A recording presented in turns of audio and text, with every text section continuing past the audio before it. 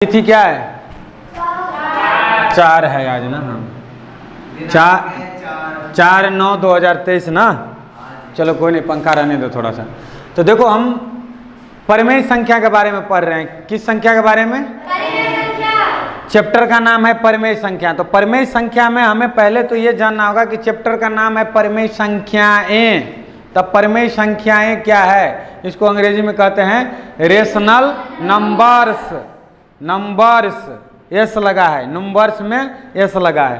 तो देखो, तो परिमेय संख्या के बारे में जानने से पहली कक्षा में हम पढ़ते हैं वो प्राकृतिक संख्या पढ़ते हैं, जो हमने यहाँ पे लिखा है कि प्राकृतिक संख्या 1 से शुरू होती है अनंत तक चली जाती है।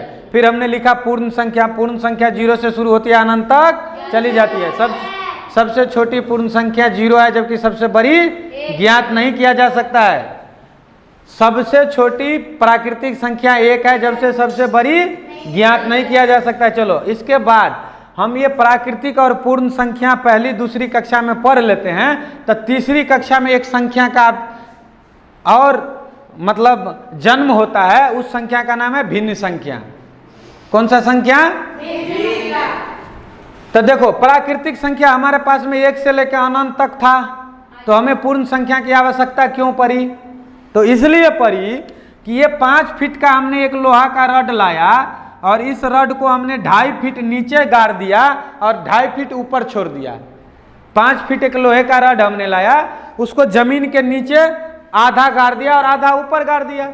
तो देखो, ऊपर अगर 1 फीट है तो 1, 2 फीट है 2, आधा जितना है उतना बचा है, तो 1 2 चलते गया। फिर क्या करेंगे कि एक ऐसा पॉइंट आ रहा है, इस टर्निंग पॉइंट आ रहा है इस रड में, लोहे का रड में एक ऐसा जगह आ रहा है न जमीन से ऊपर है न जमीन से नीचे। तो जब जमीन से ऊपर नहीं है, जमीन से नीचे भी नहीं है, सुई के नोक के बराबर भी न जमीन से नीचे है न जमीन से ऊपर है, ऐसा टर्निंग पॉइंट को टच करता है कि नहीं लोहे का रड?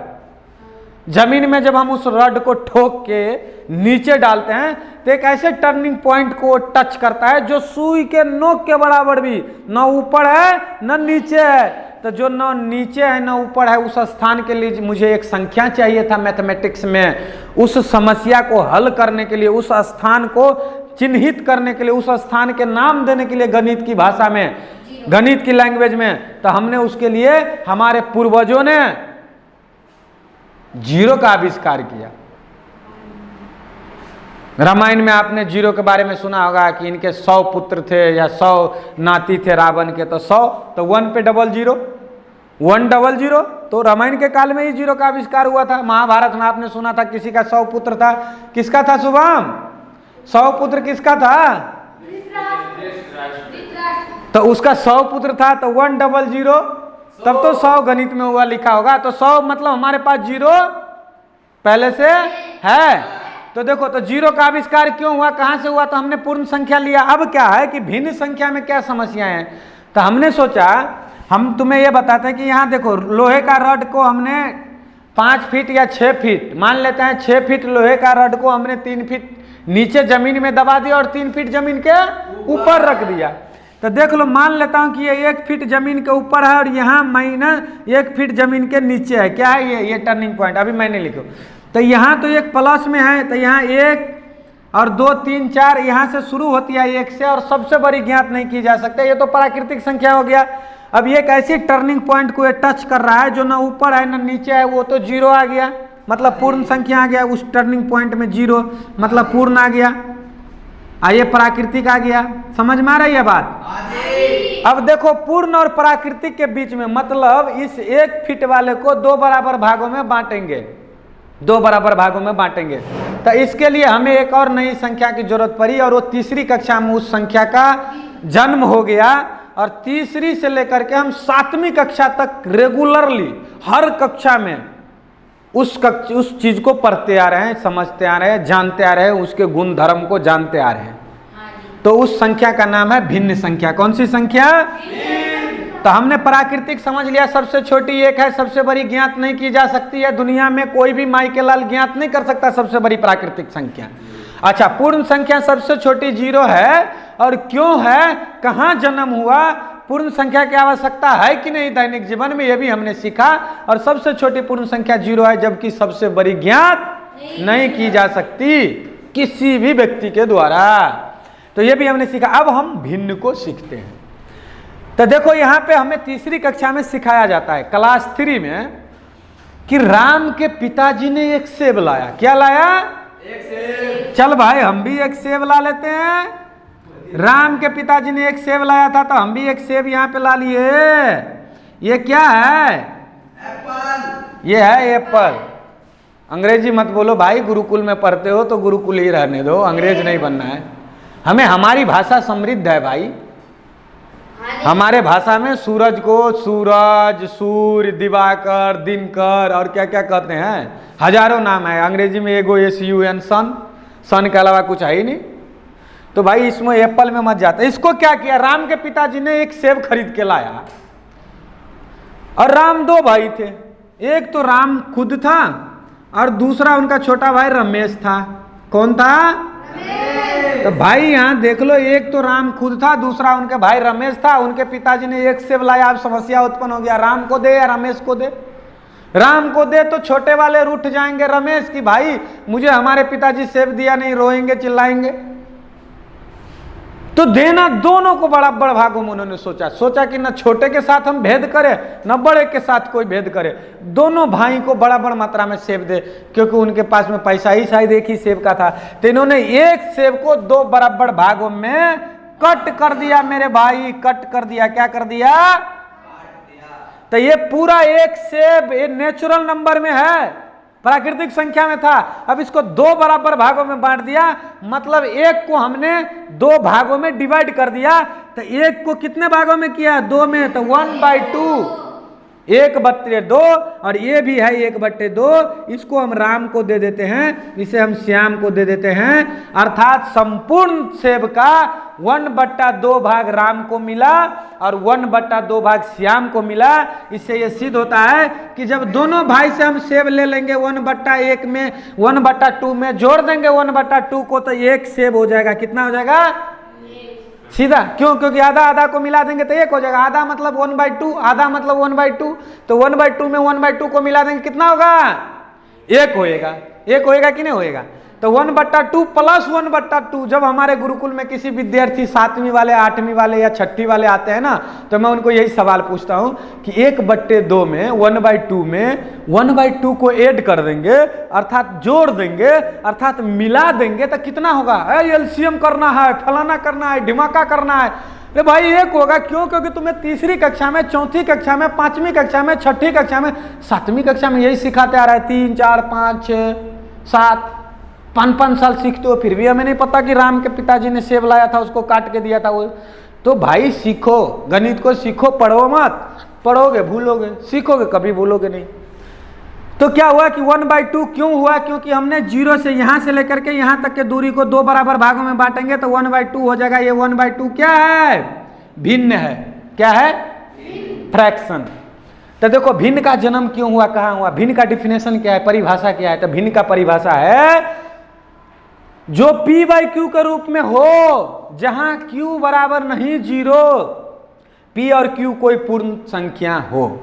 क्या कह रहा है कि जो भिन्न का परिभाषा है जो P/Q के रूप में हो। देखो 1 को भी हम P/Q के रूप में लिखेंगे। 1 को लिखना है P/Q के रूप में तो 1/1 कर देंगे। तो देखो ऊपर वाला P, नीचे वाला Q। तो Q तो 0 नहीं है, Q बराबर यहाँ है रे 0 तो नहीं है। देखो 2 को भी हम लिख देंगे भिन्न के रूप में 2/1, तो देखो P/Q। तो P बराबर यहाँ 2 और Q बराबर 0 नहीं है, यहाँ भी Q बराबर नहीं 0 है, तो ये भिन्न है। तो कहता है उस संख्या को भिन्न संख्या कहते हैं जिसे P/Q के रूप में व्यक्त किया जा सके, या जो P/Q के रूप में व्यक्त हो उस संख्या को। ध्यान दो इधर जतिन, कहाँ ध्यान है? कक्षा में इधर ध्यान दो मेरे तरफ, कलम रख दो पेट के सामने। फिर ये पूछूंगा सवाल, फिर संविरित, कर्म विनिमय, सहचर, सहचारिता क्या है, इसके बारे में पूछता हूं तो फिर मुंह लटका लेते हो भाई। चौथी कक्षा, तीसरी कक्षा से ये गुण धर्म पढ़ते आ रहे हैं, उसी गुण धर्म को समझाएंगे। पहले ये देख ले, मैं उस दिन 2 दिन पढ़ा चुका हूँ थ्योरी, और ये तीसरा दिन थ्योरी करवा रहा हूँ। इसको थ्योरी नाम देते हैं। क्या देते हैं? थ्योरी कहते हैं, इसे थ्योरी कहते हैं। थ्योरी पढ़ा रहे हैं अभी। क्योंकि थ्योरी में हम सारी चीज़ की जानकारी देती हैं, फिर हम क्वेश्चन बनाएंगे, सवाल बनाएंगे, प्रश्न बनाएंगे। तो देख भाई, तो इसमें क्या हुआ कि p/q के रूप में उस संख्या को भिन्न संख्या कहते हैं जिसे p/q के रूप में जिसे व्यक्त किया जा सके, p/q के रूप में जिसे व्यक्त किया जा सके, या जो p/q के रूप में व्यक्त हो, कर भी सकते हैं। जैसे 1 को हमने p/q के रूप में व्यक्त किया, 2 को हमने p/q के रूप में व्यक्त किया, और पहले से ही 1/2 में ये p/q के रूप में है कि नहीं? दोनों शब्द पे ध्यान दो। भिन्न उस संख्या को कहते हैं जिसे p/q के रूप में व्यक्त किया जा सके, या जो p/q के रूप में व्यक्त हो। दो बातें समझ में आई? जब तक भाषा नहीं समझोगे ना, लैंग्वेज, अंग्रेजी में पढ़ते हो, अंग्रेजी लैंग्वेज समझो कि ये पैरामीटर माने क्या होता है, बाउंड्री, या तुम ये समझो कि हिंदी में पढ़ते हो तो ये समझ लो कि परिमिति या परिमाप माने होता है घेराव। तो तुम्हें आयत के परिमिति या परिमाप 2 गुने लंबाई जोड़ चौड़ाई सूत्र रटना नहीं पड़ेगा, क्योंकि तुमको पता है कि आयत हो, चाहे वो वृत्त हो, चाहे पंचभुज हो, चाहे चतुर्भुज हो, चाहे अष्टभुज हो, चाहे 100 भुज हो, चाहे 1000 भुज हो, उसका परिमिति या परिमाप कहेगा तो 2 गुने लंबाई जोड़ चौड़ाई भले ही याद न रहे, लेकिन परिमिति तो ज्ञात करने। क्यों? क्योंकि ऐसी भी आकृति हमारे पास में आ जाए जो आकृति का कोई नाम ही नहीं है मेरे भाई, ये बताइए, त्रिभुज है, चतुर्भुज है, पंचभुज है, 8 भुज है, 9 भुज है, 10 भुज है, कुछ है? इसका बोलते परिमिति ज्ञात करो तो गणित में बउआते रह जाओगे, क्योंकि बोलोगे गुरुजी इसका परिमिति का सूत्र क्या है? गणित में तो सूत्र नहीं है भाई, क्योंकि परिमिति का अर्थ जान ले, सूत्र क्या जरे, सूत्र गया तेल लाने। गणित में तो सूत्र स्वतः बनती है, सूत्र का आविष्कार स्वतः होता है, गणित सूत्र स्वतः देती है। जैसे हम चावल में डाल दिए, नमक डाल दिए और पानी डाल दिया, हल्दी डाल दिए, ये सारा चीज हमने चावल में डाल दिया, और उन सभी चीजों को एक बर्तन में डाल करके अग्नि पे चढ़ा दिया, डाल दिया अग्नि पे। 1 घंटा में रिजल्ट क्या देगा? आधा घंटा में रिजल्ट क्या देगा? खिचड़ी खुद देगा, खुद रिजल्ट देगा खिचड़ी। पानी में चीनी डाल दो, नींबू ऊपर से डाल दो, रिजल्ट खुद दे दिया, तुम्हारा शरबत खुद दे दिया कि नहीं दिया? रिजल्ट का इंतजार करना पड़ेगा। तो गणित में रिजल्ट खुद देती है, वो इंतजार नहीं करना है। लोग जो कहता है ट्रिक सीखो, TRIC, ट्रिक माने क्या? धोखा देना, भरम में डालना, बेवकूफ बनाना। इसका इतना खतरनाक हिंदी होता है ना, TRIC, ट्रिक। गणित में सारे गणित के लेखक और सारे अध्यापक जिसको टीचर बोलते हो, गणित के ट्रिक सिखाने में परेशान है। ट्रिक का हिंदी क्या होता है? छल कपट बहाना, भरम में डालना, बेवकूफ बना देना, झूठ बोलना। क्या होता है? TRIC के ट्रिक माने क्या? बेवकूफ बना देना। तो तुम वैसे गणित के अध्यापक से गणित पढ़ोगे जो तुम्हें झूठ बोले, भरम में डाल दे, भ्रमित कर दे, बेईमानी करे तेरे साथ। तो ट्रिक तो सीखो मत, सूत्र भी मत सीखो भाई, गणित ही सीख लो।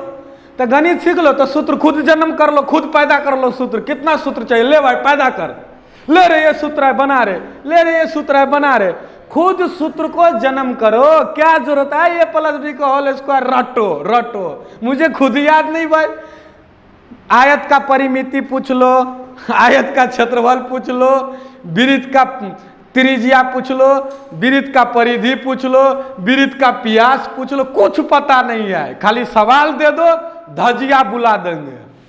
क्या कर देंगे? धजिया तोड़ देंगे सवाल को, क्योंकि गणित सीख लिया हूं, पढ़े ही नहीं कहीं गणित। तो जब पढ़े ही नहीं गणित, हमने सीख लिया तो हमें क्या दिक्कत है? हम गणित सीख लिए। तो 1/2। तो भिन्न में क्या है कि वैसी सभी संख्या को भिन्न संख्या कहते हैं जिसे p/q के रूप में व्यक्त किया जा सके, या जो p/q के रूप में व्यक्त हो जहां q बराबर नहीं 0 और p/q कोई पूर्ण संख्या हो।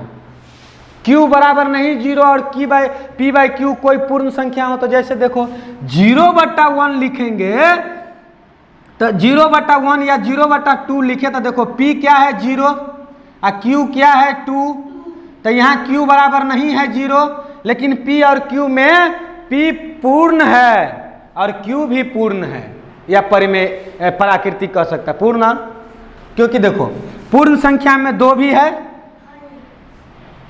और प्राकृतिक में भी 2 है, तो पूर्ण संख्या हो लेकिन Q बराबर 0 नहीं हो, तो इसका मतलब पूर्णांक नहीं, माइनस में नहीं हो, वो भिन्न हो। समझ में आ गई भिन्न? या तो जो P बाई क्यू के रूप में व्यक्त हो, या जिसे P बाई क्यू के रूप में व्यक्त किया जा सके, खुद कर लो, या वो पहले से व्यक्त हो, लेकिन P और Q में Q 0 नहीं हो, P और Q क्या हो? पूर्ण हो। तो पूर्ण में क्या होगा? Q तो 0 होगा ही नहीं, इसका मतलब P 0 हो सकता है और Q सारा प्राकृतिक संख्या होगा। स्पष्ट हो गया परिभाषा? परिभाषा स्पष्ट हुआ?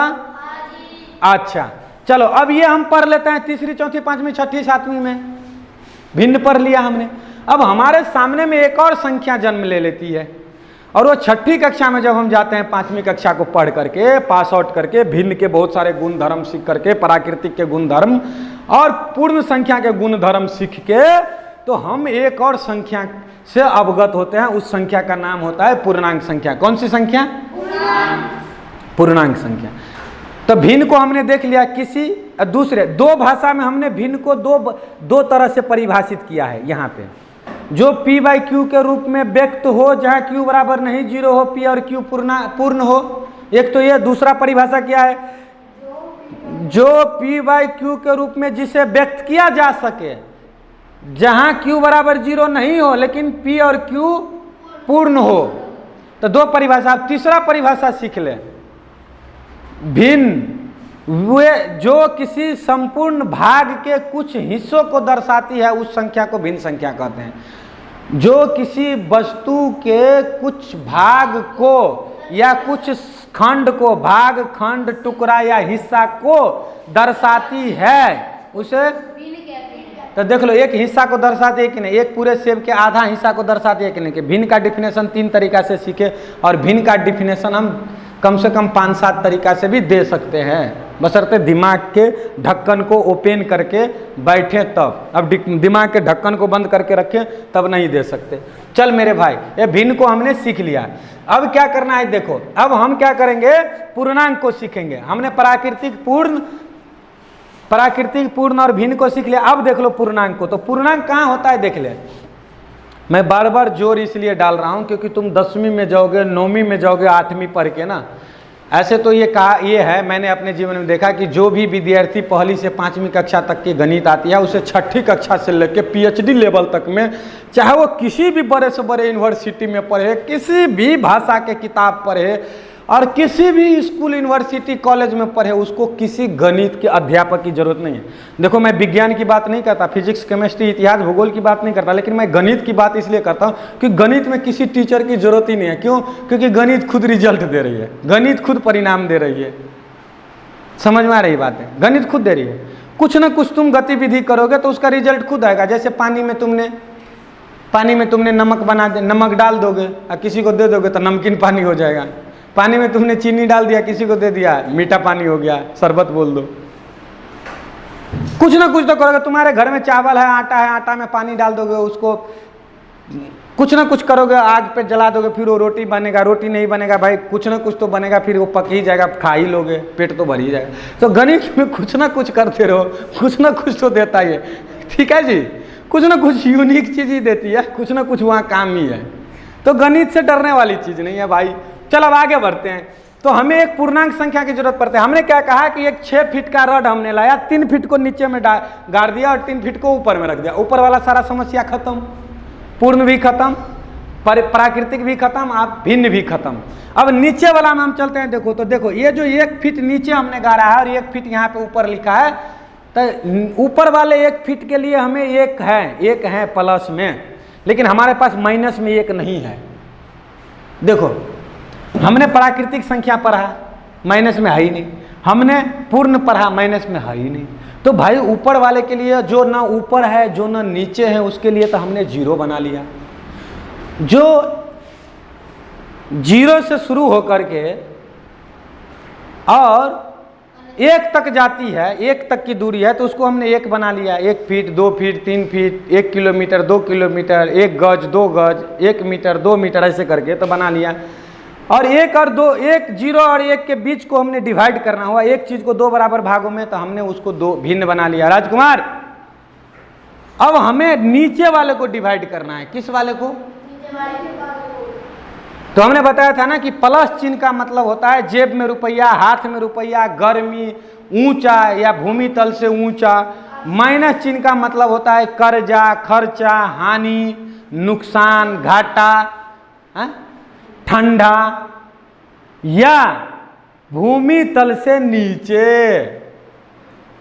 तब भूमि तल से नीचे तो यहाँ -1 की जरूरत पड़ी। और जब हम ये इन सब प्राकृतिक और पूर्ण संख्या में माइनस ऋणात्मक संख्या को, जब हम माइनस को कहते हैं ऋणात्मक, जब हम ऋणात्मक संख्या को सम्मिलित कर लेते हैं, शामिल कर लेते हैं, तो उसे हम पूर्णांक कहते हैं। और पूर्णांक में 3 तरह की संख्या होती है। धनात्मक पूर्णांक जो 1 से लेकर अनंत तक जाती है, ऋणात्मक पूर्णांक जो -1 से लेकर माइनस अनंत तक चली जाती है, और एक ऐसी पूर्णांक जो न तो धनात्मक हो न ऋणात्मक हो, शून्य। शून्य क्या है? न नीचे है न ऊपर है। इसका मतलब क्या है? न वो माइनस में है न प्लस में है। प्लस में हम ऊपर वाले को प्लस में नोट करते हैं, नीचे वाले को माइनस में नोट करते हैं। चलो अब हम पढ़ते हैं परमेय संख्या पर। जब भिन्न संख्या हमने जन्म लिया कि 0 से लेके +1 तक के दूरी को 2 बराबर भागों में बांटेंगे, तो भिन्न संख्या से वो भिन्न संख्या में हो जाएगा। चाहे 2 बराबर भागों में बांटो, चाहे 3 बराबर भागों में बांटो, चाहे 4 बराबर भागों में बांटो, चाहे 5 बराबर भागों में बांटो, चाहे 100 में बांटो, चाहे लाख में बांटो, चाहे करोड़ में बांटो, चाहे अरब में बांटो, चाहे खरब में बांटो, इस दोनों दूरी को उतनी संख्या में बांटा जा सकता है। ठीक है जी। तो अब क्या करेंगे कि इस संख्या को भी हम 2 बराबर भागों में बांटना चाहते हैं। 0 और -1 के बीच की दूरी को 2 बराबर भागों में बांटना चाहते हैं। तो -1/2 हो गया। जब हम धनात्मक भिन्न में ऋणात्मक भिन्न को सम्मिलित कर लेते हैं तो वही आविष्कार परमेय संख्या में बदल जाता है। ये कोई बहुत बड़ी बात नहीं है।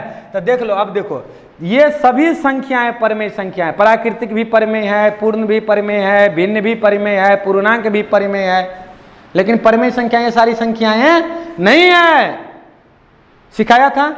चलो लंबी हम ज्यादा नहीं खींचते हैं। अब परमेय संख्या समझ में आया। तो अब परमेय संख्या का डिफिनेशन है, परिभाषा है कि वे सभी संख्या परमेय संख्या है जिसे p/q के रूप में व्यक्त किया जा सके, जहां q बराबर नहीं 0 एवं p और q कोई पूर्णांक हो। कौन हो? पूर्णांक हो। पूर्णांक मतलब प्लस में भी हो, माइनस में भी हो, और ऐसा पूर्णांक हो जो न प्लस में हो न माइनस में हो, लेकिन q बराबर 0 नहीं हो। इसमें भी कंडीशन लगा हुआ है। समझ में आ गई बातें? तो भिन्न, ये परमेय संख्या का मतलब है ऋणात्मक में भी हो, धनात्मक में भी हो p/q, और बिना p/q के भी हो, ऋणात्मक में हो, धनात्मक में भी हो, और न ऋणात्मक हो न धनात्मक में हो। मतलब यहाँ हम परिभाषा दिए कि 0 भी है, 1 भी है, 2 भी है, -1 भी है, -2 है, -3 है, 1/2 है, -1/2 है, 0/3 है, 3/5 है, -3/5 है। ये सभी परमेय संख्या हैं। अब समझ में आ गई बातें? फिर हम 9वीं कक्षा में सीखेंगे वास्तविक संख्या। चैप्टर का नाम है वास्तविक संख्या, पढ़ेंगे रियल नंबर्स। और उस रियल नंबर्स में हम ये सीखेंगे कि परमेय संख्या के बाद भी एक संख्या आती है, उसको हम कहते हैं अपरिमेय संख्या। और अपरिमेय संख्या और परमेय संख्या मिलकर के वास्तविक संख्या बनती है। और इन सभी संख्या को परमेय, अपरमेय, भिन्न, पूर्णांक, पूर्ण, प्राकृतिक, सबको वास्तविक संख्या कहते हैं। ये हम 9वीं कक्षा में पढ़ेंगे। तो चलो इसके गुण धर्म के बारे में पढ़ें। राजकुमार चल, यहाँ संवृत और संवरक गुण को अब फिर हम हाईलाइटेड करते हैं। एक बार फिर समझाता हूँ। और देखो, मैं कभी भी पूछ सकता हूँ, ये बात ध्यान रखना।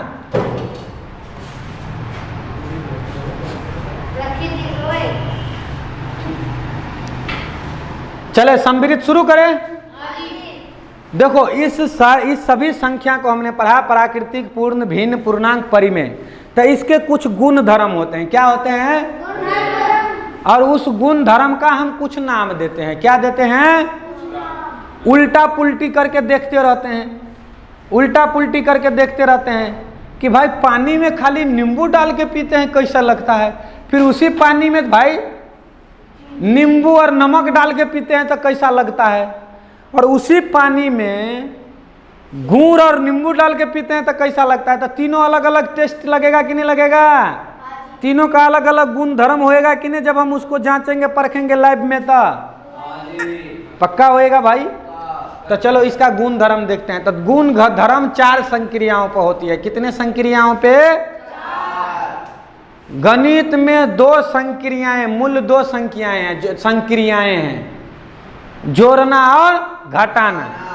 किसी एक संख्या में दूसरी संख्या को मिलाने की प्रक्रिया को जोड़ कहते हैं। किसी एक संख्या में से दूसरी संख्या को निकाल लेने की प्रक्रिया को घटाव कहते हैं।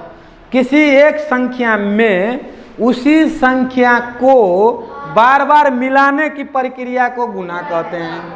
भाग, ये सब हम डिफिनेशन दे चुके हैं भाई।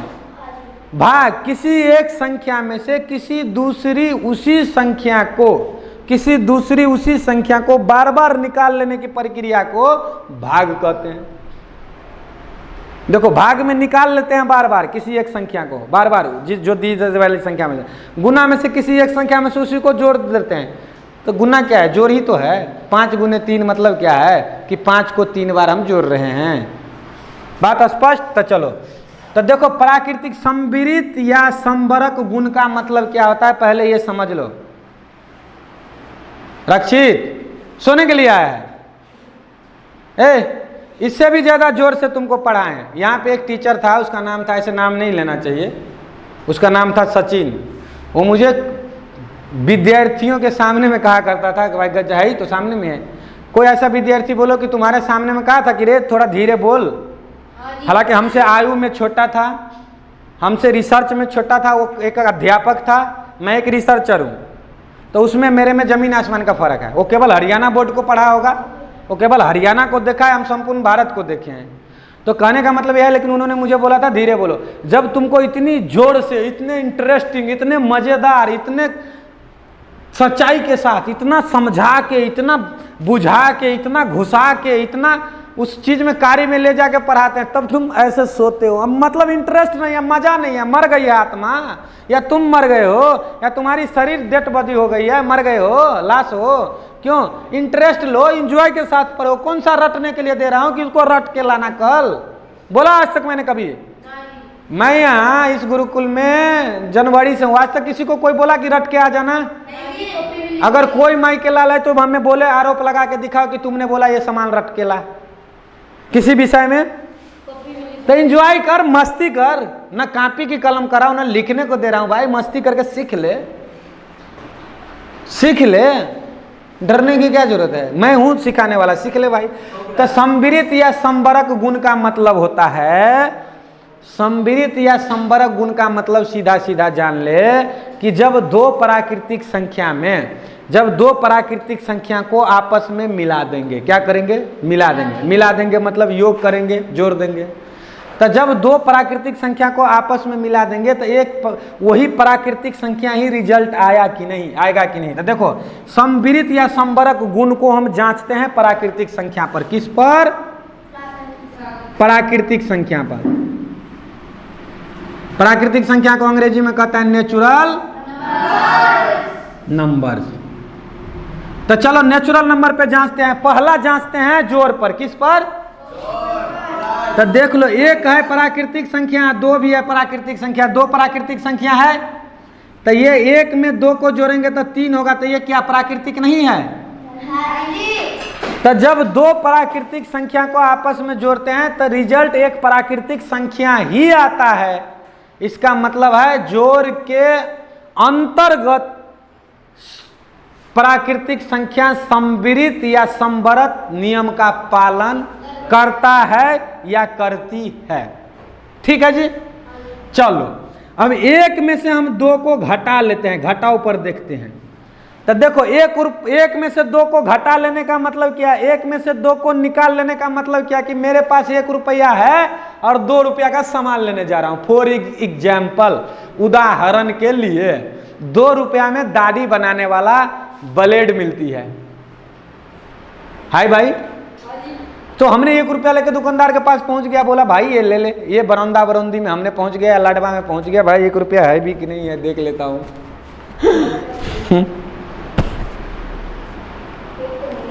1 रुपया तो नहीं है भाई, 500 को 1 रुपया मान लोगे, दे दूं? चलो कोई नहीं, मैं क्या करता हूं, यहाँ पे 5 रुपया था, 5 रुपया भी नहीं है, चलो मैं इसको मान लेता हूँ 1 रुपया है, चल 10 को नहीं, मैं विजिटिंग कार्ड को ही मान लेता हूँ, चल इसको मैं मान ली, मैं इसको मान लिया 1 रुपया का नोट है और 2 रुपया में ब्लेड मिलती है, तो 1 रुपया में से 2 रुपया खर्च करेंगे या निकाल देंगे। तो क्या करेंगे, जब हम ब्लेड लेने के लिए इस 1 रुपया लेके पहुंचेंगे उसको देंगे, इस जेब को निकाल देंगे, पैसा को निकालेंगे ना अपने पास से भाई, हटा देंगे ना, तब तो ब्लेड देगा। तो इसको हटाएंगे तो सीधे दुकानदार कहेगा कि -1, क्योंकि 1 रुपया कर्जा रह गया, उधारी रह गया, रहेगा कि नहीं रहेगा। तो जब 1 में से हम 2 को घटाएंगे तो -1। अब भाई माइनस है ही नहीं प्राकृतिक संख्या में, देखो यहाँ 1 से शुरू होकर अनंत तक चली जाती है, -1 से शुरू होकर अनंत तक तो नहीं जाती है। तो कहने का मतलब ये माइनस नहीं है, इसका मतलब है कि घटाव प्राकृतिक संख्या का घटाव संवृत या संवरक नियम का पालन नहीं करता है या नहीं करती है। स्पष्ट हो गया। अगर एक प्राकृतिक संख्या में से दूसरे प्राकृतिक संख्या को निकाल लेते हैं तो रिजल्ट भी हमारे पास प्राकृतिक संख्या आनी चाहिए, तो आई नहीं। तब तुम बोलोगे कि गुरुजी ऐसा करो कि 2 में से 1 को निकाल दो, तो 1 तो आया, 1 प्राकृतिक संख्या। लेकिन नहीं, ऐसी बात नहीं है, हमारे अगर 1 में से 2 भी निकालेंगे तब भी प्राकृतिक आना चाहिए। किसी प्राकृतिक संख्या में से, मतलब एक प्राकृतिक में से किसी दूसरी प्राकृतिक को निकालें, घटाएं, तो हमें रिजल्ट में 1 प्राकृतिक आनी चाहिए। अगर आ जाती है हर तरह से तो वो संवृत या संवरक नियम का पालन करती है, गुण धर्म के पालन करती है, संवृत गुण धर्म के। स्पष्ट। तो ये करती नहीं है, घटाव करती नहीं है, क्योंकि एक जगह फेल कर गया था, जब भाई सारे जगह फेल कर जाए। जैसे तुम गणित के परीक्षा देते हो, विज्ञान के देते हो, इतिहास भूगोल नागरिक के देते हो, हिंदी के देते हो, अलग अलग सब्जेक्ट के देते हो, एक गणित में फेल कर जाओगे तो सारे विषय में पास हो, तो तुमको पास कर देगा। हरियाणा सरकार पास करेगी, बिहार सरकार पास करेगी, महाराष्ट्र सरकार करेगी, राजस्थान करेगी, कोई नहीं करेगी। एक विषय में फेल, सारे विषय में जा, यही नहीं हुआ है? ओ भाई, संदीपन जी के पढ़ाया हुआ विद्यार्थी जयप्रकाश के साथ यही नहीं हुआ, फेल कर एक विषय में, किसी में पास है बढ़िया नंबर से, किसी में आई नहीं। तो कहने का मतलब एक जगह फेल किया, फेल जा, तो एक जगह पास नहीं किया। ये कहाँ, 1 में से 1 प्राकृतिक संख्या 1 है, दूसरी प्राकृतिक संख्या 2 है, 1 में से 2 को निकालते हैं तो -1 आता है, जो प्राकृतिक संख्या है नहीं। समझ में आ गई। चल गुना पे देखते हैं, जोड़ घटा हो गया, गुना पे देख ले। 1 गुने 2 तो 2 आ गया, तो देख लो ये भी प्राकृतिक ही है, 2 है कि नहीं प्राकृतिक संख्या में। अच्छा भाग में देख लेते हैं, तो देख लो 1/2, मतलब 1/2 का मतलब हमने सिखाया था ना कि 1 से में 2 से भाग देंगे, मतलब 2 बराबर भागों में काटेंगे तो आधा हो जाएगा, तो 1/2 हो जाएगा। तो ये भिन्न है, प्राकृतिक तो है नहीं, तो ये भी नहीं पालन करता है। समझ में आया रे घुसा, अब भी दिमाग में आया कि अब भी नहीं आया? अब नहीं आएगा तो दिमाग को बजाएंगे बढ़िया से। तो संवृत या संवरक नियम के बारे में खत्म।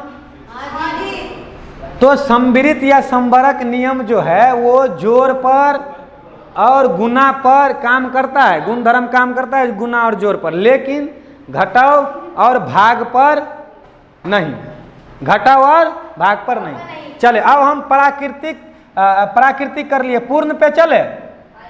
चल भाई पूर्ण पे, अरे जल्दी जल्दी राजकुमार यहाँ देख ले।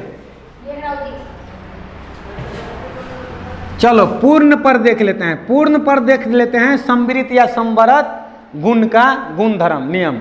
चल भाई तो देख लो, 0 में जोड़ देते हैं 1 को तो 1, 0 में से घटा लेते हैं 1 को -1, 0 को गुना कर देते हैं 1 से तो ये है, ये नहीं है, ये तो है। अच्छा 0 में भाग दे देते हैं 1 से तो 0/1 बराबर 0, तो ये यहाँ करती है। लेकिन देखो अगर हम 1 में भाग देंगे, 1 भी पूर्ण संख्या है, 0 भी पूर्ण संख्या है, इसमें भाग देंगे तो ये होगा नहीं। ये मान्यता नहीं है, ये नहीं है मान्यता, ये मानता नहीं है, मान्यता नहीं है। जीरो से किसी संख्या में भाग नहीं दे सकते, तो यहाँ पालन नहीं करती है। तो इसका मतलब ये है कि देखो यहाँ देखो, ये भाग जो है ना, पूर्ण संख्या का जो भाग है वो संवृत या संवरत पे काम नहीं करती, लेकिन ये जोड़ पे और गुना पे ही करती, सॉरी जोड़ और गुना पे ही करती है। घटा और भाग में ये नहीं करता। समझ में आ गया? भाग में क्यों नहीं करता? क्योंकि अदला बदली करके देख रहे हैं तो भाई जीरो में तो एक से भाग दे सकते, लेकिन एक में जीरो से भाग दे ही नहीं सकते। और परिभाषित है, क्या है? जीरो से किसी संख्या में भाग नहीं दे सकते। इसीलिए तो हम पी बाई क्यू में कंडीशन लगाए, भिन्न में भी और परमेय संख्या में भी। समझ में आ गई बातें? तो ये दो ही संख्या पे करता है। चलो अब हमने पूर्ण को देख लिया, पूर्णांक को देखें। तो चलो पूर्णांक को देख लेते हैं। देखो पूर्णांक में धनात्मक पूर्णांक भी है, ऋणात्मक पूर्णांक भी है, एक ऐसा भी पूर्णांक है जो ना धनात्मक है ना शून्य। तो हम क्या करते हैं, दो ऋणात्मक पर दो पूर्णांक पर देख लेते हैं। तो देख लो, तो एक और दो दोनों पूर्णांक संख्या है कि नहीं है? तो चलो हम देख लेते हैं। चलो पहले प्लस वाले पे देख लेते हैं, फिर हम धन ऋणात्मक वाले पे भी देख लेंगे। समझ में आ गई बातें? चल भाई, तो पूर्णांक पर अब देख लेते हैं संवरत या संविरित नियम। केवल ध्यान देने वाली बात है। देखो तो पूर्णांक पर देखते हैं। तो देखो एक में जोड़ते हैं दो को, क्योंकि एक और दो दोनों पूर्णांक है, तो ये 3 आ गया, ये पूर्णांक है। एक में से घटाते हैं दो को, तो -1 आ गया, ये भी पूर्णांक है। पूर्णांक में -1 है कि नहीं है?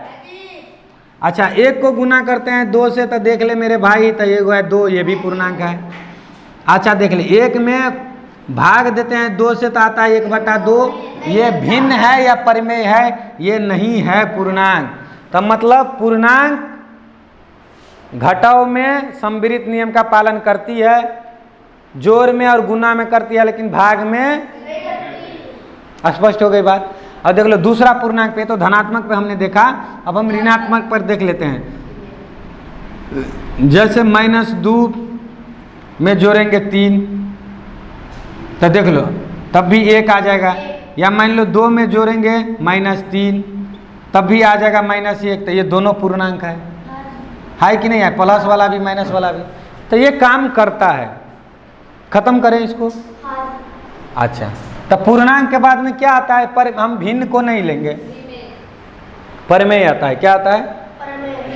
हालांकि भिन्न को भी भिन्न में शायद ये गुण धर्म नहीं सिखाया गया। क्यों? क्योंकि भिन्न में गुण धर्म इसलिए नहीं सिखाया गया है कि तुम्हें आगे जा करके जो है, या भिन्न में भी हम कर सकते हैं, कोई नहीं। कैसा बोलो, भिन्न में कर दूं? आपकी मर्जी। अच्छा है या आपकी नहीं, तुम कर लोगे या मैं कर दूं? ये बता। करने में हमें क्या दिक्कत है भाई? 2 भिन्न ले लेंगे उठा के कहीं से, करोड़ों भिन्न है। चलो तब एक बार परमेय में देख लूं, क्योंकि किताब वाला भिन्न में नहीं देखा है, हम भिन्न में भी देखें। क्योंकि भिन्न और परमेय में डिफरेंस है, अलग अलग है दोनों। क्योंकि भिन्न केवल p/q धनात्मक में हो सकती है, ऋणात्मक में नहीं। लेकिन परमेय संख्या धनात्मक ऋणात्मक दोनों में हो सकती है, रूट अंडर में नहीं। ठीक है जी? जैसे रूट अंडर 3 है, 2 है, ये परमेय नहीं है, ये अपरमेय है। क्यों है? ये 9वीं कक्षा में पढ़ाऊंगा मैं। ठीक है, डरने की जरूरत नहीं, सारे चीज सिखाऊंगा। चल, तो हमने इस पर देख लिया। अब परमेय पर देखते हैं। किस पर देखते हैं? क्योंकि हम परमेय संख्या से रिलेटेड चैप्टर 8वां में पढ़ते हैं, तो परमेय पर चल भाई देख लेते हैं। तो परमेय में क्या देखते हैं? चलो देखो, हम 1 और 2 दोनों परमेय संख्या में है, तुम्हारे सामने है कि नहीं है?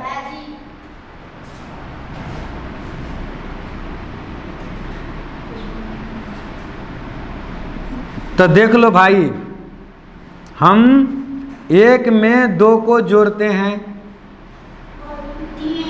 3, ये परमेय है। 1 में से 2 को घटाते हैं -1, परमेय है। यहाँ देख ले, परमेय में -1 भी है। अच्छा, 1 में गुना करते हैं 2 से, परमेय है। 1 में भाग देता हूँ,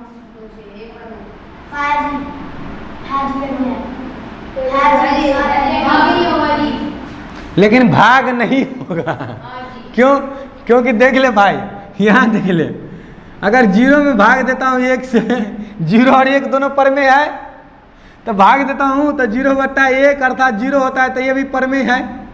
ध्यान दो, यही लॉजिकली बात पकड़ना है। अगर हम गलती भी करें ना तो यहाँ देखो कि हाँ जी नहीं होता, मान लो हम कहते होता, फॉर एग्जाम्पल हम कहते होता, तो तुमने क्या सीखा, हमने तुम्हें क्या सिखाया? अगर तुमने सीखा तो मुझे बोलो भाई, करारा जवाब दो कि हाँ जी नहीं होता। फिर मैं बोलूँ क्यों नहीं होता, मैं अध्यापक हूँ, मैं गणितज्ञ हूँ, मुझे तुम कहते हो तो बोलो हाँ कहूँगा। मुझे चैलेंज करो, इसका मतलब ये हुआ कि जिस दिन तुम मुझे चैलेंज करना शुरू कर दोगे उस दिन तुम बहुत बड़े विद्वान, बहुत ऊंचे पद पे जाओगे। क्यों? क्योंकि तुम सच्चाई से इस बात को समझ रहे हो। रामानुजम अपने टीचर से सवाल करते थे, बिहार के सबसे बड़े गणितज्ञ, पूरी दुनिया के सबसे बड़े गणितज्ञ वशिष्ठ नारायण सिंह का नाम तुम लोग सुना है? कौन सुना है? अभी जो पल्लवी प्रिया ऑल इन वन आ रही ना पुस्तक हमारी, पल्लवी प्रिया ऑल इन वन जो दिखाए थे 4 पेज का डिजाइनिंग आ रही है।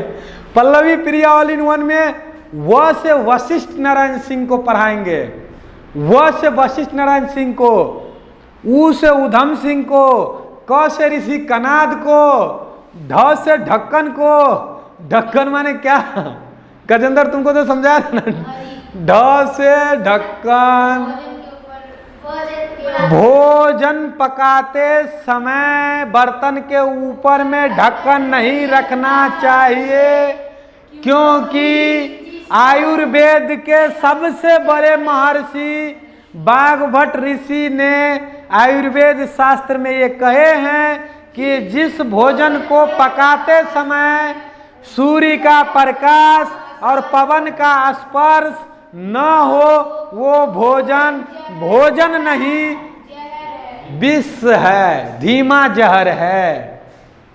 समझ में आ गई? तो हम एक अद्भुत पुस्तक तुमको दे रहे हैं, पल्लवी प्रिया ऑल इन वन, जिसमें हिंदी भी है, अंग्रेजी भी है, संस्कृत भी है, गणित भी है, विज्ञान भी है और सामान्य विज्ञान, और उसमें इतिहास भूगोल भी है और जीके जीएस भी है, जनरल नॉलेज भी है, सामान्य ज्ञान भी है। तब तो उसका नाम पड़ा पल्लवी प्रिया ऑल इन वन। और वो बच्चे के लिए है, अ से अजीजन भाई, आ से आर्यभट्ट, ऊ से उल्लू नहीं, ऊ से उधम सिंह, जिन्होंने हमारे देश में जिस अंग्रेज अधिकारी ने जालियांवाला बाग हत्याकांड में उन्हें तोप से उड़ा दिया, डायर, जनरल डायर ने, उसको उन्होंने, जनरल माइकल डायर, उन्होंने एड्रेस दिया था। उधम सिंह जाकर के उल्लू नहीं बना, उन्होंने उधम सिंह बना और उन्होंने बोला कि तुम भारत में आकर के भारत वाले को के ऊपर में तुमने, निर्दोष भारतीय के ऊपर में तुमने गोली चलाया है, तुमने उनका खून किया है, इसलिए हम भी तुम्हें खून के बदला खून से लेंगे, तुम्हारे देश में, मतलब तुम्हारे घर में घुस के। और वो भागे भी नहीं थे, ये तो यहाँ से भाग गए थे, ये तो कहीं और छुप करके ऑर्डर दिया था, और ये तो लंदन भाग गए थे जालियांवाला बाग हत्याकांड करवा के, लेकिन वो तो भागे भी नहीं थे, ऐसे वीर थे। तो उसे हम उल्लू पर हैं कि उसे उधम सिंह? आज के बाद हम उसे उल्लू नहीं उधम सिंह पढ़ेंगे। ऐसी पुस्तक की रचना प्रारंभ है और बहुत जल्दी हम तुम्हारे बीच देने वाले हैं, क्योंकि रात दिन हम उस पर मेहनत कर रहे हैं। चल भाई इसको छोड़ दे, अब आगे बढ़ूं। तो परमेय संख्या भाग के ऊपर में, अब देखो यहां मैं एक बात कर रहा था, तो देखो एक में भाग देंगे, 0 से दे नहीं सकते, अपरिभाषित। क्या है? अपरिभाषित। तो ये परमेय संख्या जो है सो भाग के ऊपर काम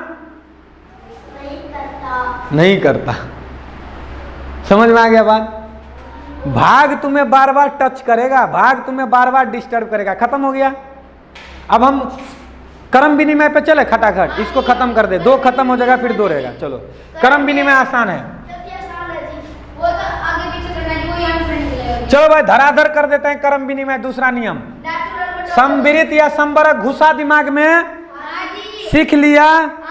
क्योंकि हम सिखाते हैं, पढ़ा नहीं रहा हूं मैं, पढ़ाने होता तो हम बोलते धराधर लिख भाई। अच्छा परमेय के बाद नेचुरली रह गया, कोई नहीं, चलो यहाँ लिख दिया। अच्छा चलो अब हम क्रम विनिमय सीखेंगे। क्या सीखेंगे?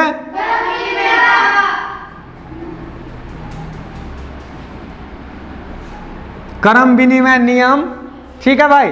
तो क्रम विनिमय नियम यहाँ ध्यान दे, यहाँ ध्यान दे, यहाँ ध्यान दे, दोनों पूछूंगा और दोनों बड़ा काम का चीज़ है। 9वीं और 10वीं में बड़ा काम का चीज़ है भाई। आगे भी गणित में बहुत, छोटे बच्चे को पढ़ाओगे, अपने से छोटे बच्चे को घर जाओगे, नवंबर में छुट्टी होगी हैं, छुट्टी में घर जाओगे, अपने से छोटे भाई बहन को सिखाना सम्मिलित आता है कि नहीं, क्रम विनिमय आता है कि नहीं, प्राकृतिक आता है कि नहीं, पूर्ण आता है कि नहीं, भिन्न आता है कि नहीं, भिन्न और परिमेय संख्या में अंतर समझता है कि नहीं, भिन्न कहाँ जन्म लिया, पूर्ण संख्या कहाँ जन्म लिया, पूर्णांक कहाँ जन्म लिया, परिमेय कहाँ जन्म ले लिया, किस स्थिति बेस पर, किस काम पर, ये सारे चीज़ कहोगे, ऐसे पढ़ाओगे गणित में, वो कहेगा अरे वाह क्या ये पढ़ा पर क्या है गुरुकुल, मेरा भी नाम ऊंचा होगा। भाई तुम पढ़ोगे, तुम बड़े बनोगे, तुम ऊंचे लक्ष्य को प्राप्त करोगे, तुम दुनिया को चैलेंज करोगे, तब तो नाम होगा। मैंने क्या कहा कि वशिष्ठ नारायण सिंह इतने बड़े गणितज्ञ थे, उनका इतना बड़ा नाम था कि वो टीचर से सवाल पूछते थे, प्रोफेसर से सवाल पूछते थे, अध्यापक से सवाल पूछते थे, बड़े बड़े प्रोफेसर से, यूनिवर्सिटी के प्रोफेसर से सवाल पूछते हैं, हाँ जी ये तो गलत पढ़ा रहे हो, ऐसा विद्यार्थी बनो, तब तो उनको उनका पूरा जग में नाम हो गया। वशिष्ठ नारायण सिंह, शुभम भी ऐसा बनेगा, बन के दिखा भाई, तू भाग दोनों कर दे, भाग कर दे। चलो है तो क्रम विनिमय शुरू करें, तो चलो प्राकृतिक से शुरू करते हैं, परिमेय हटा। चल मैं परिमेय और मैं कुछ नहीं लिखता, सीधे प्राकृतिक से शुरू करता हूं, ठीक है।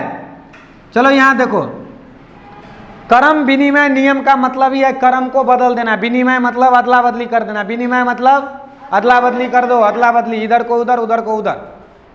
तो देख ले भाई, 1 में 2 को जोड़ते हैं तो कितना होता है, और 2 में 1 को जोड़ते हैं,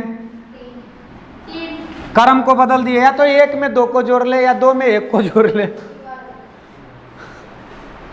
ओ भाई, या तो 1 में 2 को जोड़ ले या 2 को 1 में। ईमानदारी से एक बात बताना, तुम एक तो 9वीं में है, दूसरा 10वीं में है।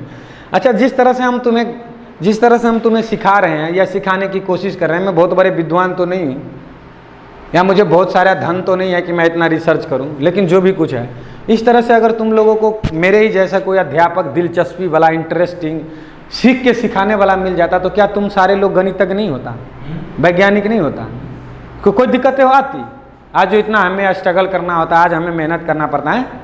संदीप जैसे लोग यहाँ पे 3-3 साल से आचार्य के पद पे जम गया था, उखाड़ के कोई फेंकने वाला नहीं था, उखड़ ही नहीं रहा था, लेकिन ईश्वर की ऐसे महिमा हुई कि उखड़ गया, ऐसा उखड़ गया कि दोबारा आने लायक नहीं रहा, मुंह दिखाने लायक नहीं, आने का लायक छोड़ दे, मुंह दिखाने लायक नहीं रहा भाई।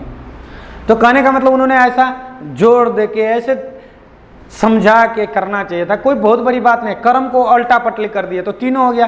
तो इसका मतलब है कि प्राकृतिक संख्या क्रम विनिमय नियम के पालन करती है, जोड़ के अंतर्गत, योग के अंतर्गत प्राकृतिक संख्या, अगर ए और बी 2 प्राकृतिक संख्या है तो बराबर होगा बी और ए और बी 2 प्राकृतिक संख्या तो बराबर होगा। जैसे एक अगर ये है और बी 2 है, तो देख लो, अब बी 2 है और ये 1 है, तब भी देखो ये दोनों तराजू में देखो 3 किलो बराबर 3 किलो है कि नहीं है, है कि नहीं है?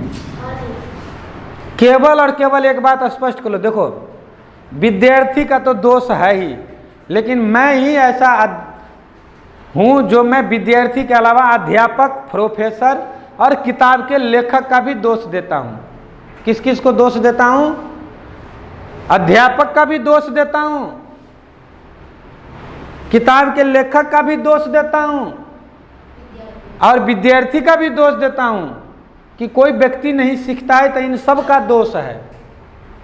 समझ में आ रही है बात? क्योंकि उन्होंने सिखाया नहीं सही से, किताब वाले ने सही से किताब में उसका व्याख्या नहीं किया, या किया तो इतना हार्ड में कर दिया कि उसको कोई समझने वाला नहीं था। टीचर, नॉर्मल टीचर, जो कमजोर टीचर, आज तो सारे टीचर गणित वाले ही हैं, जो भी यहाँ आते हैं बोलते हैं हाँ जी हम तो गणित भी पढ़ा देंगे, कंप्यूटर भी सिखा देंगे, विज्ञान भी पढ़ा देंगे। अरे भाई तुम एक विषय के किसके एक्सपर्ट हो ये बताना।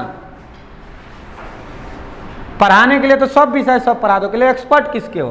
तो ये समझ में आ गया, प्राकृतिक संख्या योग के अंतर्गत क्रम विनिमय है, क्रम विनिमय नियम का पालन करती है या करता है। घटाओ पे चले, चलो भाई क्रम विनिमय समझ गया, अदला बदली सम्मिलित समझ गया कि वही संख्या आना चाहिए। चल भाई तो घटाओ पे चल देख ले, देखो 1 में से सॉरी घटाओ पे चले। अब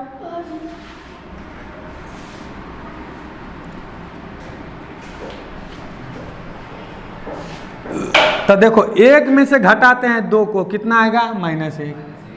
अच्छा, दो में से घटाते हैं एक को, कितना आएगा +1। तो देखो क्रम को बदल दिए तो दोनों बराबर आ रहा है। एक में से दो को घटा रहे हैं तो -1, दो में से एक को घटा रहे हैं +1। तो -1 और +1 में अंतर है कि नहीं है?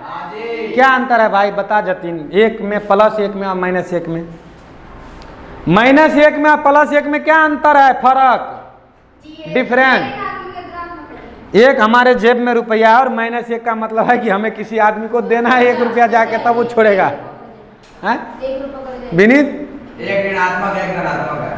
नहीं वो तो है ही, लेकिन अर्थ क्या है दैनिक जीवन में? इसका अर्थ क्या है? हमने 1 रुपया उसका, हमने एक दवा के वाले को बोला था ना कि हम आएंगे तो 1 रुपया दे देंगे, जिसको हम दोनों आदमी मोटरसाइकिल का पेट्रोल डला के वो दवा लेके आए थे। हकम जी मिला तो उसको बोले जी दवा लेने चले गए थे, आटा लाने गए। कहानी याद है ना? उस पर कर्जा है, जाऊंगा देना ही पड़ेगा, इसको देना पड़ेगा, जबकि ये है, ये देना नहीं है, हम इसको, हमारे पास है, जमा है। तो ये अंतर है। तो ये क्रम विनिमय प्राकृतिक संख्या योग के अंतर्गत क्रम विनिमय नियम का पालन नहीं करती। प्राकृतिक संख्या करती तो देख लो, तो ये प्राकृतिक है नहीं। अब गुना पे चले, चल गुना पे देखो, 1 गुने 2 बराबर कितना? 2। 2 गुने 1 बराबर कितना? 2। चाहे 1 को 2 से गुना कर लो, चाहे 2 को 1 से गुना कर लो, उतना ही।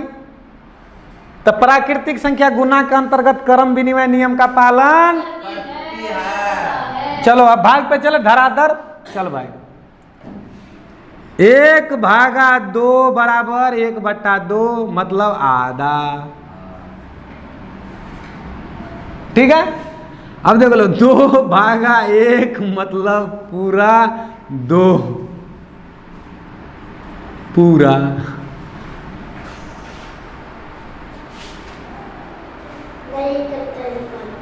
तो ये एक तो आधा हो गया, क्रम को बदल देते हैं तो पूरा हो गया। देखो इसका मतलब क्या हो गया? देखो p/q के रूप में हमने बोला ना कि किसी संख्या को व्यक्त करना है, p/q है, तो ये क्या है? ये है अंश, और ये क्या है? हर। दूसरे भाषा में क्या है? ये है भाज्य, और ये क्या है? भाजक। तीसरे भाषा में क्या है?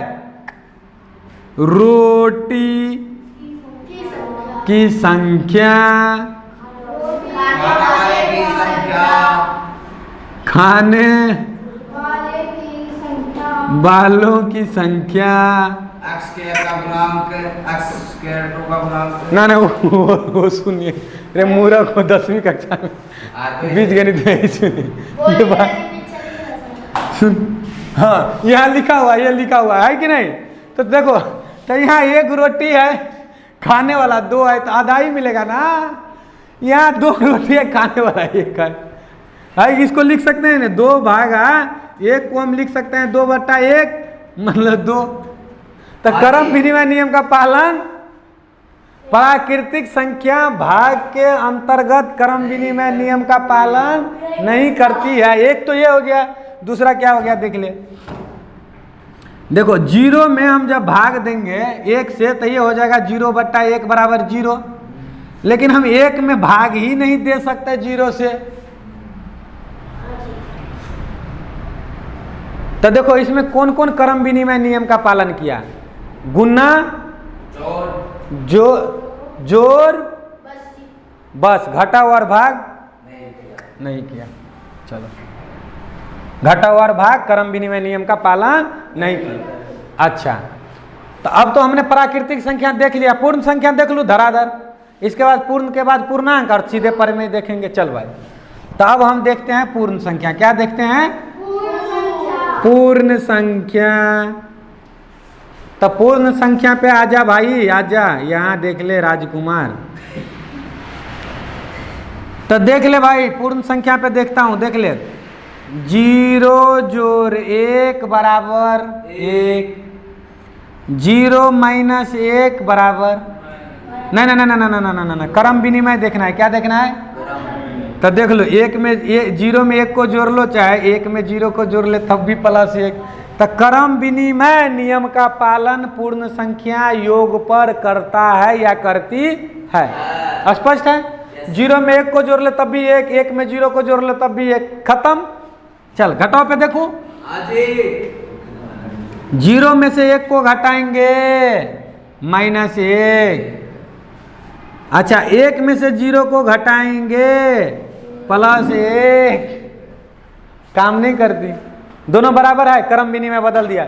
जीरो में से एक को घटा लो तो माइनस एक, अगर एक में से जीरो को घटा लो सीधे एक प्लस एक, तो करता है नियम रे, तो घटाओ पे नहीं किया, जोड़ पे किया, घटाओ पे नहीं किया। चल अब गुना पे चलूं, जीरो गुने एक तो जीरो, एक गुने जीरो तब भी जीरो, भाग पे नहीं करेगा, भाग पे देख लो, एक भागा दू ना सॉरी, जीरो भागा दू बराबर जीरो, क्योंकि जीरो में किसी संख्या से भाग देंगे तो जीरो। अच्छा दो भागा जीरो तो कर ही नहीं सकते, तब बराबर क्या आएगा, अपरिभाषित आएगा, जीरो आएगा नहीं, अपरिभाषित क्या आएगा, अपरिभाषित, अपरिभाषित, अपरिभाषित, तो दोनों बराबर नहीं, ये अपरिभाषित है और ये जीरो है, तो भाग पे नहीं करती है। पूर्ण हो गया, पूर्णांक पे सीधे चले, चल भाई। अच्छा आप बताओ, सहचर या सहचारिता और उससे अगला नियम है वो तुम दोनों कर लोगे ना, ये तुम्हें काम दूंगा मैं, क्योंकि अब ये दोनों सीख लिया, तो सहचर या सहचारिता भी मैं सिखाया हूँ, तीन तीन से अधिक या जो भी है उसको कर लेना। तो चलो कोई नहीं, पूर्णांक पे पहले बात करता हूँ। तो पूर्णांक संख्या, तो देख ले भाई, पूर्णांक पे बात करूँ तो पूर्णांक में देख ले, अच्छा ये माइनस और प्लस दोनों वाला है पूर्णांक, और बिना माइनस प्लस वाला है, तो हम कोई भी संख्या उठा लेते हैं, ठीक है भाई। तो चलो हम एक और दो उठा लेते हैं, तो एक जोड़ दो तो तीन, और दो जोड़ एक तब भी तीन, तो ये तीन सॉरी तब भी तीन, तो दोनों बराबर आ रहा है क्रम विनिमय बदलने पर। अच्छा देख लो, माइनस तीन जोड़ दो तो माइनस एक, और दो जोड़ माइनस तीन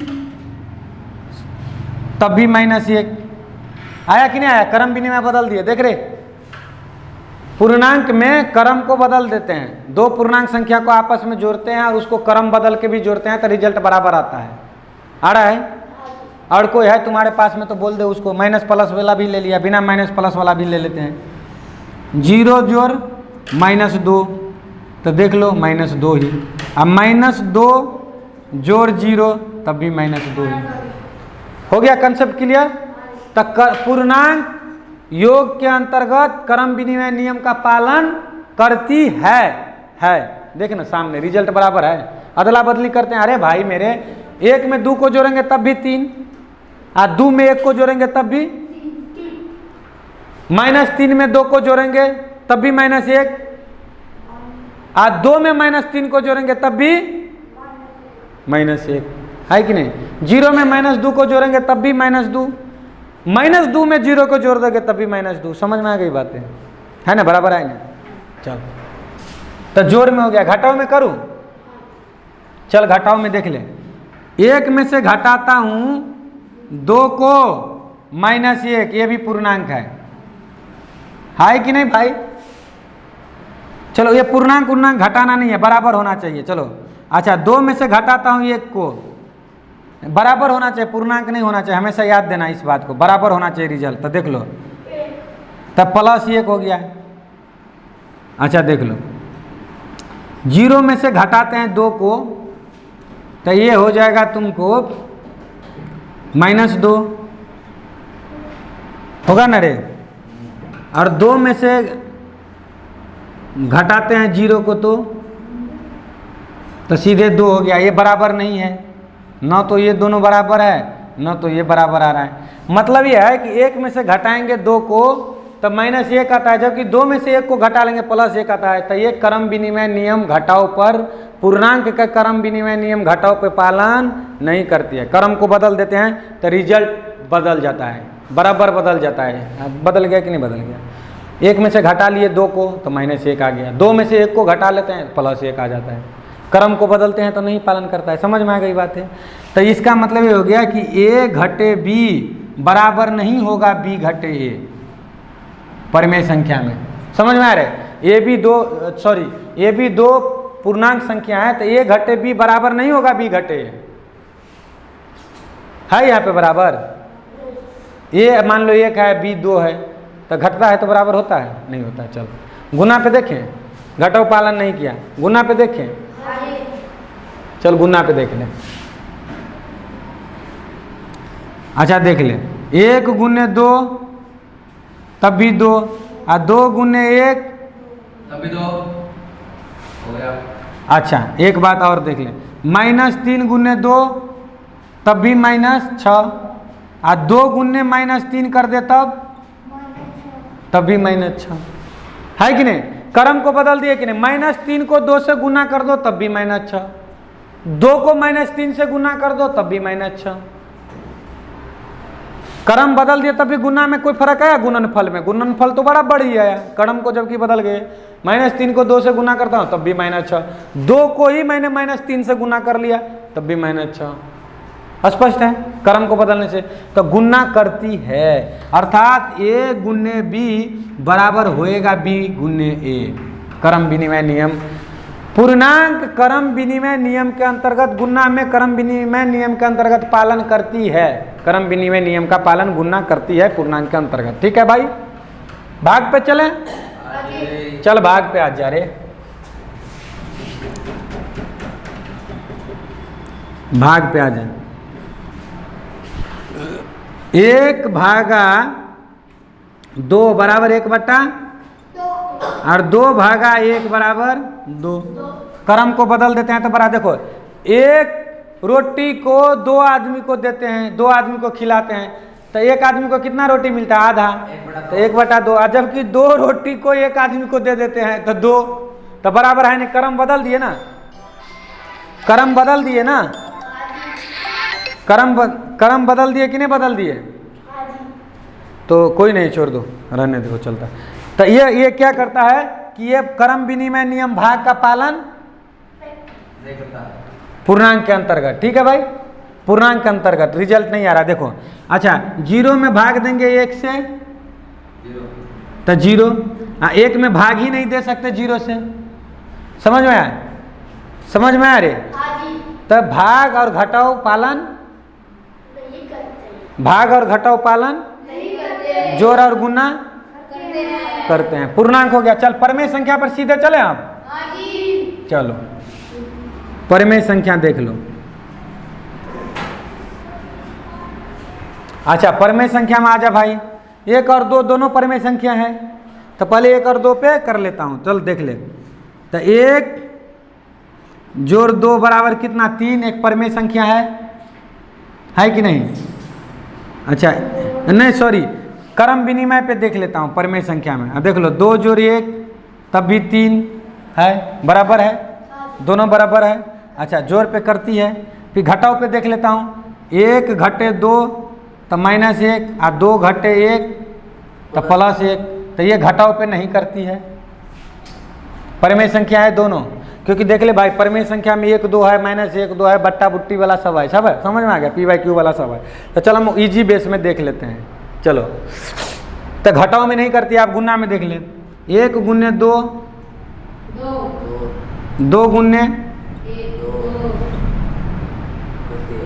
अच्छा देख ले 1/2 गुने 2/3 करते हैं। ठीक है भाई, तो देख लो 2/6 तो 2 एकम 2 और 2 तिया 6, 1/3 आ गया। अब देख लो क्रम को बदल लेते हैं। 2/3 को गुना कर देता हूँ 1/2 से, तो देख ले तो 2/6 तो 2 एकम 2, 2 तिया 6, 1/3। देखो 1/2 को गुना कर लो 2/3 से तो आंसर आता है 1/3। 1/2 को गुना कर लो 2/3 से आंसर आता है 1/3। और 2/3 को गुना कर लो 1/3 2 से तो आंसर आता है 1/3। गुना क्रम विनिमय अंतर्गत में काम करती है। परिमेय संख्या के अंतर्गत गुना काम करती है, घटाव नहीं काम की। घटाव में बराबर नहीं आता है, देख लिया ना? इसमें आता है, देख लिया। चल भाग के अंतर्गत देख ले। नहीं आता। हैं? भाग के अंतर्गत नहीं आएगा। क्यों? क्योंकि वही जीरो वाली बात है। जैसे देख लें, 1/2 बराबर 1/2, हाँ 2/1 2। ये क्रम विनिमय नियम का पालन ही नहीं करती है भाग। अच्छा, पहली बात 0/1 बराबर 0, लेकिन 1/0 कर ही नहीं सकते। तब परिमेय संख्या घटाव के अंतर्गत और भाग के अंतर्गत नहीं करती है। करती है क्रम विनिमय नियम का पालन? हैं? नहीं करती। खत्म हो गया। अच्छा, क्रम विनिमय इतना आसान था, संवृत या संवरत इतना आसान था, प्राकृतिक से लेकर के परिमेय संख्या तक इतना आसान था। और हमने प्राकृतिक संख्या के प्रकार भी एक दिन पढ़ा दिया था कि प्राकृतिक संख्या, सम प्राकृतिक संख्या, विषम प्राकृतिक संख्या, भाज्य प्राकृतिक संख्या, अभाज्य प्राकृतिक संख्या, अभाज्य प्राकृतिक संख्या है, प्रायतिक टाइप ऑफ प्राकृतिक संख्या। तो कहने का मतलब ये हुआ कि अब सहचर साहचारिता खुद करना है, व्युत कर्म खुद करना है। कर लोगे कि नहीं कर लोगे? तो इसको करने का प्रयास करना। जब तुमसे संभव नहीं होगा, मैं ऐसे इंटरेस्टिंग लेक्चर के साथ तुम्हें हम थ्योरी करवा देंगे, थ्योरी करवाने। अब तुम दोबारा क्रम विनिमय मुझे नहीं लगता या संवृत या सहचर दोबारा भविष्य में भूलना चाहिए, अगर तुमने ध्यान दिया होगा तो। अगर ध्यान नहीं दिया होगा तो देख लो, हमने क्या कहा था कि हम तीनों को दोष लगाते हैं, विद्यार्थी, अध्यापक और किताब वाला। यहाँ हम क्रम विनिमय और संवृत गुण 2 सिखाए हैं और परिमेय संख्या पढ़ा रहे हैं। चैप्टर का नाम है परिमेय संख्या। परिमेय संख्या क्या है, परिमेय संख्या का उत्पत्ति कहाँ से हुआ, परिमेय संख्या का उत्पत्ति किस कार्य के लिए हुआ, ये सभी चीज हमने तुमको सिखाया था। अब क्या हुआ कि भले ही तुम्हारे साथ तुम्हारा किताब में क्या लिखा है, किताब में क्या है या तुमने क्या सीखा, वो तुम्हारे दोनों आदमी का गलती है, हमारा दोष खत्म। क्योंकि हमें जितना विस्तार से समझाना था, जितना विस्तार से पढ़ाना था, हमने एक एक चीज़ों को पढ़ाया, समझाया। अब तुम्हें देखना है कैसे करना है। ठीक है जी? तो अपने दोस्त भी तुम मत रखो। खत्म किया जाए अभी का क्लास यहीं पे। चलो।